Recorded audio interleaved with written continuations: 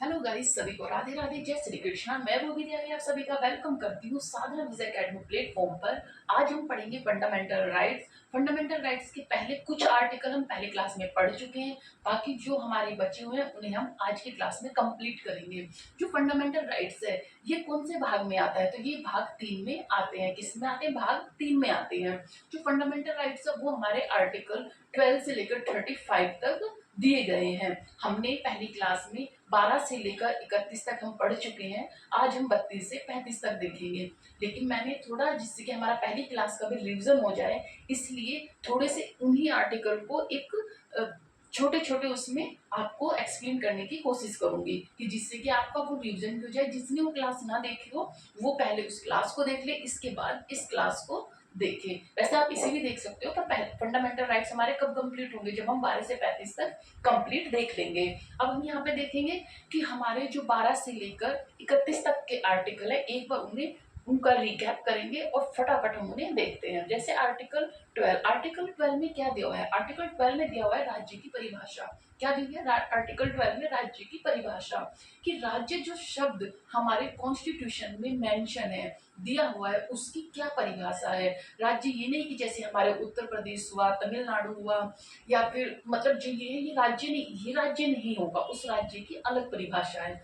जैसे जितनी भी सरकार होंगी, संसद होगा, राज्य विधानमंडल होगा, स्थानीय निकाय होंगे, जो भी गवर्नमेंट की चीजें होंगी या सरकारी कर्मचारी होंगे, वो सब किस में आएंगे? वो राज्य में आएंगे। किस में आएंगे?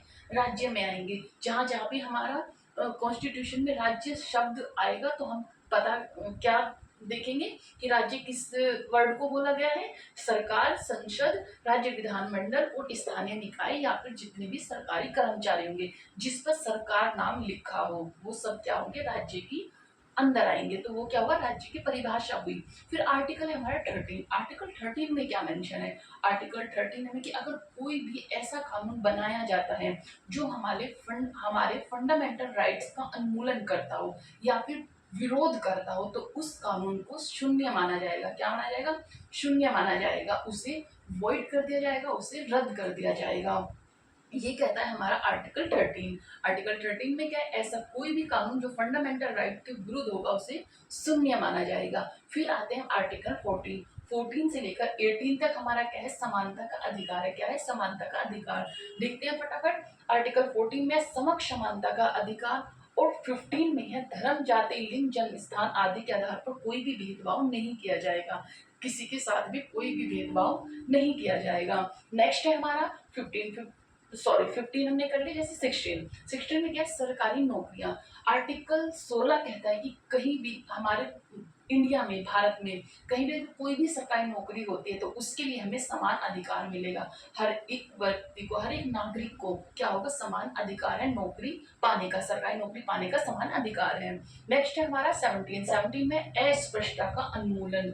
छुआछूत पर प्रतिरोध है। छुआछूत एक दंडनीय अपराध माना जाएगा। हम किसी के साथ भी छुआछूत का व्यवहार नहीं कर सकते हैं। तो ये किसमें मेंशन है? आर्टिकल 17 में। आर्टिकल 18 में क्या है? जैसे पहले कुछ उपाधियां दी हुई थी, जैसे किसी को राजा की उपाधि, किसी को सर की उपाधि, तो इस तरह की जो उपाधियां थी इनका खंडन किया गया, इन्हें खत्म किया गया। सभी उपाधि को खत्म कर दिया गया। सिर्फ जो जैसे पीएचडी किसी ने किया तो उसे डॉक्टर की उपाधि मिलेगी, या फिर अगर कोई सैन्य बल में है, जैसे कोई लेफ्टिनेंट हुआ, कर्नल हुआ, इन सबको ये मिल सकती है। उपाधि नहीं, ये एक क्या है? एक रैंक है। तो उन्हें सिर्फ वो ही यूज कर सकते हैं। कोई भी, जैसे पहले लोग थे चौधरी लगाते थे, ये सब चीजें जो थी ये इन सब का क्या कर दिया गया है?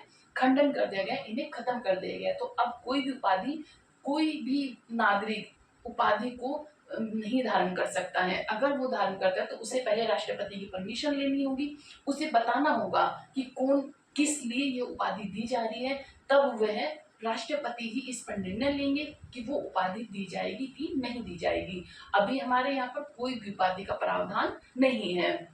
नेक्स्ट है हमारा 19 से लेकर 22 तक हमारा है स्वतंत्रता का अधिकार। क्या है? स्वतंत्रता का अधिकार। इसमें क्या है? आर्टिकल 19 में दिया हुआ है अभिव्यक्ति, शांति, एकत्र, संघ बनाना, बसने का, व्यवसाय करने की हमें स्वतंत्रता है। ये मैंने वहाँ पे एक्सप्लेन कर अच्छे से बताया, क्योंकि 19 क्लोज 1, 19 क्लोज 2 ये सब मेंशन है, तो वो मैंने वहाँ पे बताया हुआ है। तो इसमें क्या है कि हमें बोलने की, अपना संघ बनाने की, शांतिपूर्ण संघ बनाने की, या फिर कहीं पर रहने की, या कहीं पर काम करने की पूरी स्वतंत्रता है। नेक्स्ट है हमारा 20 में स्वयं के विरुद्ध गवाही न देना, दोबारा सजा न देना। ये किसमें? ये आर्टिकल 20 में मेंशन है। आर्टिकल 21 है जीवन या व्यक्तिगत की स्वतंत्रता। जीवन या व्यक्तिगत की स्वतंत्रता। इसी में 21A भी है, जो हमारा शिक्षा का अधिकार है। ये भी पहली क्लास में आप देखोगे तो आपको डिटेल में मिल जाएगा। आर्टिकल 22 में है गिरफ्तारी व नजरबंदी से संबंधित संरक्षण। गिरफ्तारी व नजरबंदी से संबंधित संरक्षण। नेक्स्ट है हमारा 23 और 24। 23 आर्टिकल और 24 आर्टिकल है शोषण के विरुद्ध। किसके हैं? शोषण के विरुद्ध। जैसे 23 में मानव तस्करी व जबरन मजदूरी पर रोक है। आर्टिकल 23 में क्या है कि किसी से भी आप जबरदस्ती काम नहीं करा सकते, किसी भी व्यक्ति को आप ना तो खरीद सकते हैं और ना ही बेच सकते हैं। तो ये किसमें? ये आर्टिकल 23 में मेंशन है। आर्टिकल 24 में है 14 वर्ष से कम उम्र के बच्चे को आप कोई भी खतरनाक काम नहीं करा सकते हैं, या उद्योगों में, कंपनियों में, फैक्ट्रियों में आप कोई भी ऐसा काम नहीं करा सकते हो जिससे कि जो कि खतरनाक हो। वो सिर्फ घर में या फिर नॉर्मल काम कर सकता है, लेकिन 14 साल से कम उम्र का बच्चा किसी कंपनी, फैक्ट्री में कोई भी खतरनाक कार्य नहीं कर सकता है। इस पर क्या है? रोक लगाई गई है। फिर आर्टिकल 25 से 28। आर्टिकल 25 से 28 में क्या है? धर्म की स्वतंत्रता। क्या है? धर्म की स्वतंत्रता। धर्म की स्वतंत्रता है हमारे 25 से 28 में। आर्टिकल 25 में क्या मेंशन है? सभी नागरिकों के धर्म मानने, पालन करने, प्रचार करने की स्वतंत्रता है। क्या है? प्रचार करने की स्वतंत्रता है। सिर्फ आप प्रचार कर सकते हो, उसे अपना धर्म परिवर्तित करने के लिए नहीं बोल सकते, ना ही उसे उसके साथ जबरदस्ती कर सकते हो कि आप अपना धर्म परिवर्तित कीजिए। सिर्फ हम प्रचार कर सकते हैं। 26 में है धर्म, पूजा स्थल व धार्मिक संस्थानों के प्रबंधन का अधिकार। जैसे हमें कोई भी अपनी पूजा करनी है या फिर किसी मंदिर में कोई कार्यक्रम कराना है, तो उसका प्रतिबंधन का अधिकार सभी को है। उसका सबको प्रबंधन का अधिकार सभी को है। आर्टिकल 27 में क्या है? आर्टिकल 27 में धर्म विशेष प्रचार के लिए कर भुगतान पर रोक। किसी भी धर्म के नाम पर कोई भी किसी से कर वसूल नहीं कर सकता है। जैसे पहले जजिया कर हुआ, ऐसे कर लगाए गए थे, लेकिन यहाँ पर ऐसा कोई भी किसी भी धर्म के लिए कोई भी कर नहीं दिया जाएगा। हाँ, शुल्क होता है, जैसे किसी मंदिर में जाने का कोई शुल्क दिया जाता है, लेकिन वो कर नहीं होता। वो कर नहीं होता। एक ऐसे नहीं है कि हिंदू लोग फ्री में जा रहे हैं और मुस्लिम लोगों पर वहाँ कर लगाया जा रहा है, या उनकी मस्जिद में मुस्लिम लोगों को फ्री भेजा जा रहा है, हिंदुओं पे कर लगाया जा रहा है। तो ऐसा कुछ भी नहीं है। अगर शुल्क है तो वो सभी पर ही लागू होगा, सभी को देना होगा। वो सिर्फ शुल्क होगा, कर नहीं होगा। नेक्स्ट है हमारा आर्टिकल 28। 28 में क्या है कि सरकारी संस्थानों में धार्मिक शिक्षा पर प्रतिबंध है। किसी भी सरकारी संस्थान में, किसी भी सरकारी स्कूल में आप अपने धर्म से रिलेटेड कोई भी शिक्षा नहीं दे सकते हैं, धार्मिक शिक्षा नहीं दे सकते हैं। तो ये क्या है? सरकार। हाँ, अगर आपका प्राइवेट स्कूल है तो उसमें आप दे सकते हैं, लेकिन अगर कोई भी गवर्नमेंट स्कूल है तो उसमें धार्मिक शिक्षा नहीं दे सकते हैं। ये किसमें? आर्टिकल 28 में मेंशन है। नेक्स्ट है हमारा 29 और 30। 29 और 30 है हमारा सांस्कृतिक व शैक्षिक अधिकार। सांस्कृतिक व शैक्षिक अधिकार ये हमारे अल्पसंख्यकों के लिए। किसके लिए? अल्पसंख्यकों के लिए। जैसे आर्टिकल 29 है किसी भी समुदाय को अपनी भाषा, लिपि व सरकारी संस्कृति की संरक्षित करने का अधिकार है। जैसे कोई भी अगर कोई अल्पसंख्यक है तो उसे ये नहीं कि उसकी भाषा को खत्म कर दिया जाएगा, लिपि को खत्म कर दिया जाएगा, या उसकी संस्कृति को खत्म कर दिया जाएगा।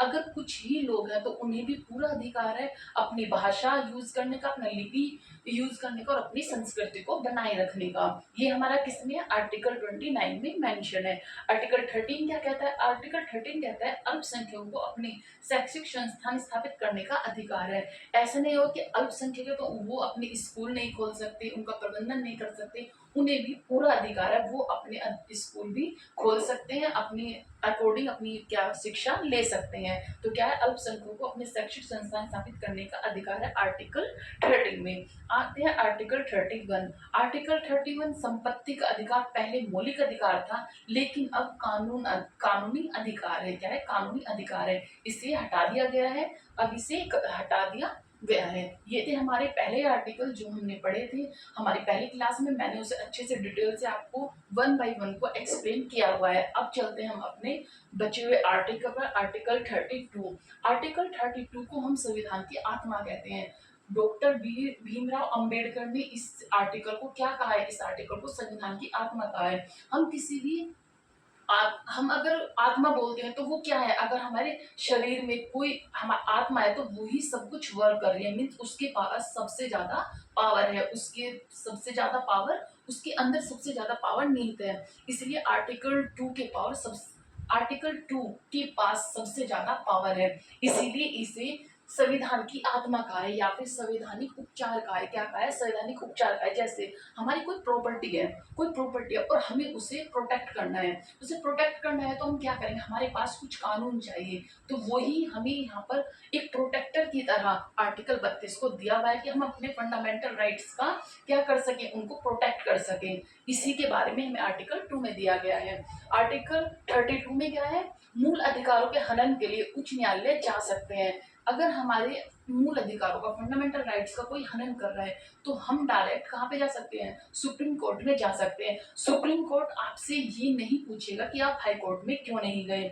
ये बिल्कुल भी जरूरी नहीं है कि सुप्रीम कोर्ट जाने से पहले आपको हाई कोर्ट जाना होगा। नहीं, अगर आपके फंडामेंटल राइट्स का कोई भी हनन हो रहा है, कोई भी उसका उल्लंघन कर रहा है, तो आप सीधे कहाँ जा सकते हैं, सुप्रीम कोर्ट जा सकते हैं और वहां पर उसके लिए अपना अधिकार के लिए बोल सकते हैं। जो आर्टिकल 32 है और आर्टिकल 226 है, 226 है, ये दोनों सेम है, इनमें कुछ कुछ समानताएं। कैसे, जो आर्टिकल 32 है वो इंडिविजुअल के लिए और सुप्रीम कोर्ट इसका प्रोटेक्टर है और गारंटर है। क्या है, प्रोटेक्टर है और गारंटर है। लेकिन जो 226 आर्टिकल है वो सिर्फ सुप्रीम कोर्ट अप्रोच कर सकता है। वो कौन कर सकता है, सिर्फ सुप्रीम कोर्ट अप्रोच कर सकते हैं। जैसे कुछ रिट्स हैं तो वो जारी कौन, जो 32 के अकॉर्डिंग रिट्स है वो सुप्रीम कोर्ट सिर्फ लागू कर सकता है। लेकिन सुप्रीम कोर्ट, हाई कोर्ट के जो रिट्स है वो किसमें है, आर्टिकल 226 में है। इसे हाई कोर्ट को अप्रोच कर सकते हैं, इसे इंडिविजुअल भी कर सकता है और फंडामेंटल राइट्स जिसका हनन हो रहा है वो भी कर सकता है। मीन्स ये है कि अगर हमारे फंडामेंटल राइट्स का उल्लंघन हो रहा है या हनन हो रहा है तो ये भी जरूरी नहीं कि हम सुप्रीम कोर्ट ही जाए, हम हाई कोर्ट भी जा सकते हैं। लेकिन अगर हम सुप्रीम कोर्ट डायरेक्ट जाना चाहते हैं, हम सुप्रीम कोर्ट डायरेक्ट जा सकते हैं। हमसे कोई क्वेश्चन नहीं करेगा कि आप हाई कोर्ट पहले क्यों नहीं गए। देखते हैं हम, इसमें हमें 5 रिट्स दिए हुए हैं। क्या दिए गए, रिट्स दिए हुए हैं आर्टिकल 32 में हमारे प्रोटेक्शन के लिए। जो 5 रिट्स है ये लेटिन टर्म्स हैं। क्या है, ये लेटिन टर्म्स हैं। देखते हैं हम अपना पहला रिट्स क्या है। हमारा पहला रिट्स है हबीस कर्पस बंदी प्रत्यक्षीकरण। हबीस कर्पस बंदी प्रत्यक्षीकरण, इसमें क्या है, इसमें है शरीर प्रस्तुत करना, टू हैव अ बॉडी। इसमें क्या है, अगर कोई भी पुलिस कर्मचारी किसी व्यक्ति को गिरफ्तार करता है, डिटेन करता है, तो उसे जिस टाइम उसने उसे डिटेन किया उसके 24 आवर्स के अंदर अंदर उसे कोर्ट में उपस्थित करना होता है, ये हमारा कानून कहता है। लेकिन अगर किसी भी पुलिस ऑफिसर ने ये नहीं किया, 24 आवर्स के अंदर किसी भी व्यक्ति को कोर्ट के सामने पेश नहीं किया, तो उसके जो रिलेटिव होंगे वो क्या यूज कर सकते हैं, हबीस कर्पस यूज कर सकते हैं। और इसके तहत वे कहाँ जाते हैं, सुप्रीम कोर्ट में जा सकते हैं और वहां पर बता सकते हैं कि भाई 24 आवर्स के अंदर जो हमारा व्यक्ति था उसे क्या कोर्ट के सामने प्रस्तुत नहीं किया गया। इस पर सुप्रीम कोर्ट क्या करेगा, सुप्रीम कोर्ट उस पुलिस ऑफिसर को बुलाएगा, उस थाने को रिपोर्ट करेगा और पूछेगा कि हल्फनामा लिखने को बोलेगा कि हल्फनामे में मुझे बताओ कि तुमने 24 आवर्स के अंदर इस पर्सन को कोर्ट में क्यों पेश नहीं किया। अगर वह इस हल्फनामे में सुप्रीम कोर्ट को सेटिस्फाई करने में सफल होता है तब तो ठीक है, लेकिन अगर वह नहीं कर पाता तो क्या होगा, थाने पर केस किया जाएगा, सस्पेंड भी कर सकते हैं। तो इसमें क्या है, ये है सुप्रीम कोर्ट का। जब भी आपने सुना होगा एक हल्फनामा होता है, हल्फनामे में क्या होता है, वो अब एक सेटिस्फेक्शन देता है कि भाई मैंने इस कारण से, वो बताएगा कि भाई क्या प्रॉब्लम हुई, किस वजह से मैं 24 आवर्स के अंदर जो मुजरिम है, जो व्यक्ति है, उसे पेश नहीं कर पाया। ये होता है क्या है, हबीस कर्पस। किस, वो कहेगा कि किस बेस पर इस पर्सन को डिटेन किया गया था। अच्छा, ऐसा भी है कि डिटेन किया गया था, अगर वह वजह अनरीजनेबल है, तब उसका डिटेंशन खत्म कर दिया जाता है, उस पर्सन को रिलीज कर दिया जाता है। क्या करते हैं, पुलिस उसे रिलीज कर दिया जाता है। इसी के केस में इसमें एक केस है रदुल शाह विस स्टेट ऑफ बिहार। इसमें क्या हुआ था, इस केस में एक इंसान जो एक बार अपनी सजा कर चुका था, उसे फिर से एक्स्ट्रा क्या हुआ था, उसे एक बार अपनी सजा कंप्लीट कर चुका था, उसे एक्स्ट्रा 14 साल तक जेल में रखा गया था। क्या किया गया था, 14 साल तक एक्स्ट्रा रखा गया था। तब उसने क्या यूज किया, हबीस कर्पस यूज किया, तब उसे रिलीज किया गया। तो क्योंकि हमारे फंडामेंटल राइट्स में कहा गया है कि एक व्यक्ति को एक ही क्राइम की एक ही सजा मिल सकती है, वह एक क्राइम की दो सजाएं नहीं काटेगा। तो इसी वजह से क्या किया गया था, हबीस कर्पस यूज किया गया था। नेक्स्ट है हमारा मैंडेमस परमादेश। क्या है, मैंडेमस परमादेश में क्या है, हम आदेश देते हैं। क्या है, हम आदेश देते हैं। We command perform public duty perform करने को कह सकते हैं। कोई भी अगर व्यक्ति अपनी ड्यूटी, अगर कोई भी ऑफिसर है, ये तीनों जो हमारी जो रिट्स है, हबीस कर्पस, मैंडेमस और हमारा सरशोरी, ओके मैंडेमस परमादेश, हम आदेश देते हैं। तो वो क्या कहेगा, वो कहेगा कि पब्लिक ड्यूटी परफॉर्म करने को कह सकते हैं। जो हमारा सुप्रीम कोर्ट है वो कहेगा कि आप अपनी ड्यूटी क्यों नहीं कर रहे हैं, तो उसके लिए क्या आदेश देगा, सुप्रीम कोर्ट आदेश देगा किसी पुलिस ऑफिसर्स को। किसके लिए, ये सब पुलिस ऑफिसर्स के लिए कि हम आदेश देते हैं। जैसे एक हम केस से देखते हैं कि क्या हुआ था, Gujarat state financial corporation with lotus hotel का एक केस था। उसमें क्या हुआ, जो फाइनेंशियल कॉर्पोरेशन था, इसने लोटस होटल को, इसने क्या किया, इस फाइनेंशियल कॉर्पोरेशन ने लोटस होटल के साथ एक एग्रीमेंट किया कि हम फंड्स रिलीज करेंगे ताकि आप अपना कंस्ट्रक्शन का काम पूरा कर सको। लेकिन ये इसके बाद क्या किया, फंड्स उसने जो फाइनेंशियल कॉर्पोरेशन था उसने फंड्स को रिलीज नहीं किया। तब लोटस होटल कहाँ पहुंच गया, सुप्रीम कोर्ट पहुंचा, और उसने कहा Gujarat high court writs of mandamus issue जारी किया। जो गुजरात का हाई कोर्ट था, सॉरी सुप्रीम कोर्ट नहीं, हाई कोर्ट, जो गुजरात का हाई कोर्ट था, उसने रिट इशू किया और फाइनेंशियल कॉर्पोरेशन को आदेश दिया कि हम आदेश देते हैं कि आपने जो वादा किया है उसे कंप्लीट करने के लिए, जो फंड्स आपने कहा था कि हम रिलीज करेंगे उसे रिलीज करो, और होटल किसी लोटस होटल को आपको देना होगा, ये आपकी ड्यूटी है। क्या किया था, लेकिन बाद में फाइनेंशियल कॉर्पोरेशन फंड रिलीज नहीं करते, तो लोटस होटल्स पहुंच जाते हैं गुजरात हाई कोर्ट। तब Gujarat high court writs of mandamus issue जारी करता है और ये कहता है कि इस अथॉरिटी को जो पब्लिक ड्यूटी का इसने वादा किया था वो परफॉर्म करना पड़ेगा। जो आपने फंड्स रिलीज करने का प्रॉमिस किया था वो आपको निभाना पड़ेगा, वो देना पड़ेगा। तो यही है कि अगर कोई भी पब्लिक ड्यूटी, कोई भी पब्लिक सेक्टर कुछ भी, अगर अपनी, जैसे कोई भी ऑफिसर है अपनी ड्यूटी नहीं कर रहा है और किसी को, उससे दूसरे को प्रॉब्लम हो रही है, तो वो क्या करेगा, वो सुप्रीम कोर्ट जाएगा, वो कहेगा कि वो ऑफिसर अपनी ड्यूटी नहीं कर रहा है।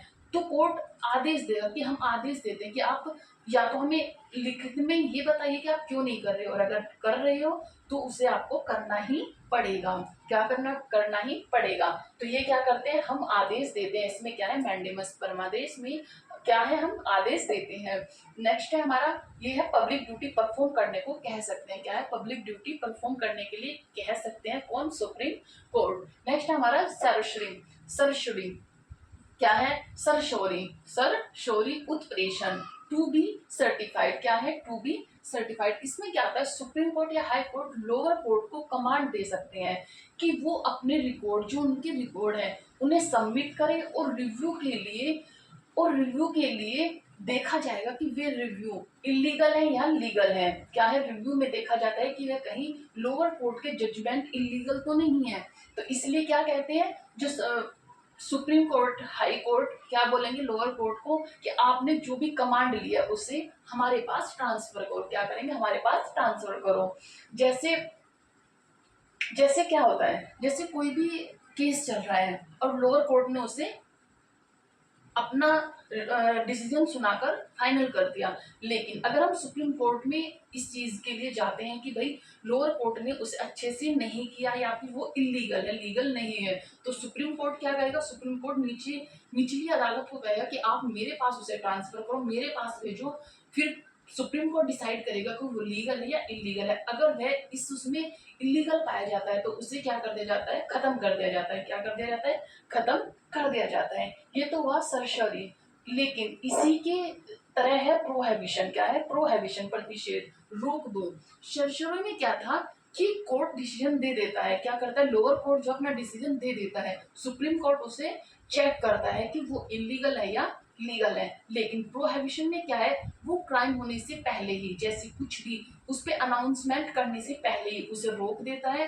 रोकने के बाद बोलता है कि इसे मेरे पास ट्रांसफर करो। बस दोनों में इतना ही डिफरेंस है। डिफरेंस क्या है कि जो सर्जरी है उसमें क्या है, क्राइम हो चुका है, मीन्स उन्होंने जो भी इलीगल अगर दे दिया है, कोई भी अनाउंसमेंट कर दिया है, उसके बाद सुप्रीम कोर्ट में जाता है। लेकिन प्रोहिबिशन में क्या है, अनाउंसमेंट करने से पहले ही वो सुप्रीम कोर्ट से रोक देती है कि इसे आप यहीं पर रोक दीजिए, इस केस को आप ऊपर ट्रांसफर करिए, हमारे पास भेजिए। प्रोहिबिशन में क्या है, प्रोहिबिशन विद सर्जरी में क्या है, इन दोनों में बहुत ही कम डिफरेंस है। अगर गलती होने से पहले ही गलती रोक देना चाहते हैं तो उसे कहते हैं प्रोहिबिशन। क्या कहते हैं, प्रोहिबिशन यूज करते हैं जब तक लोअर कोर्ट ने अपने जजमेंट अनाउंस ना किए हो और उसे रोक दिया जाए, तब रिट ऑफ प्रोहिबिशन यूज करते हैं। क्या करते हैं, रिट ऑफ प्रोहिबिशन यूज करते हैं। ये हमारी चार वो हुई।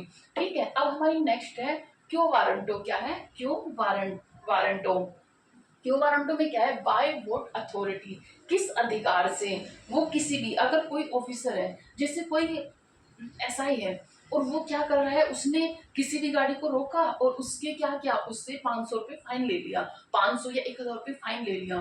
तो अगर उस व्यक्ति ने सुप्रीम कोर्ट में अपन ये कंप्लेन कर दी तो सुप्रीम कोर्ट उस पुलिस ऑफिसर से पूछेगा कि आपने किस हक से वे 1000 रुपये फाइन लिया, क्योंकि ये आपकी ड्यूटी नहीं है, तो आपने किस उससे ये फाइन लिया। तो क्या पूछ सकते हैं कि आपने किस अधिकार से ये फाइन लिया, आप हमें एक्सप्लेन करके बताइए। अगर वो एक्सप्लेन नहीं कर पाता तो उसे क्या सस्पेंड कर दिया जाएगा या फिर नौकरी से निकाल दिया जाता है। जैसे जैसे हम एक सिंपल उससे देखते हैं कि आप किसी कॉलेज के स्टूडेंट हो और कॉलेज में अगर एडमिशन होगा तो क्या होगा, पहले एंट्रेंस क्वालिफाई करना होगा। आपको क्या करना होगा, एंट्रेंस क्वालिफाई करना होगा। अगर आप एंट्रेंस क्वालिफाई कर गए हो और तब स्कूल में एडमिशन ले हो तो कोई प्रॉब्लम नहीं है। लेकिन अगर पता चलता है कि आपने क्वालिफाई नहीं किया, एंट्रेंस क्वालिफाई नहीं किया, तो क्या करना होगा, आपको कॉलेज से जाना होगा, कॉलेज को छोड़ना होगा। यही है हमारा। अगर आप एक कॉलेज स्टूडेंट है तो मैं सेफली अज्यूम कर सकती हूँ कि आपने इस कॉलेज का एंट्रेंस एलिजिबिलिटी टेस्ट क्वालिफाई किया होगा। अगर ये पता चलता है कि आपने ये एलिजिबिलिटी ही क्वालिफाई नहीं किया है तो आपको कॉलेज से हटा दिया जाएगा। क्या करेगा, हटा दिया जाएगा।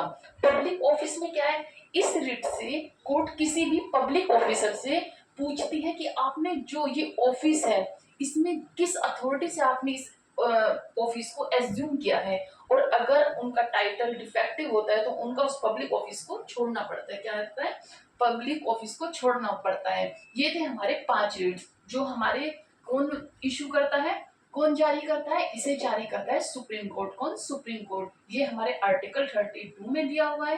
किसमें मेंशन है, आर्टिकल 32 में। आर्टिकल 32 को इसीलिए संविधान की आत्मा कहा जाता है, क्योंकि इसमें ये सब रिट्स किस लिए दिए गए हैं कि कोई भी अगर कोई भी इश्यू है तो हम सीधे कहाँ जा सकते हैं, सुप्रीम कोर्ट में जा सकते हो, अपने आर्टिकल 32 को यूज कर सकते हैं। नेक्स्ट चलते हैं हम आर्टिकल 33 पे। आर्टिकल 33 में क्या है, आर्टिकल 33 में है मूल अधिकारों को सीमित करना या प्रतिबंधित लगाया जा सकता है। आर्टिकल 33 कहता है, 33 कहता है कि अपने जो हमारे मूल अधिकार है उन्हें सीमित भी किया जा सकता है और रोका भी जा सकता है। किस किस कंडीशन में, अगर सेना के लिए, गुप्तचर के लिए, राजदूत के लिए और मीडिया के लिए इन कुछ अधिकारों को छीना गया है।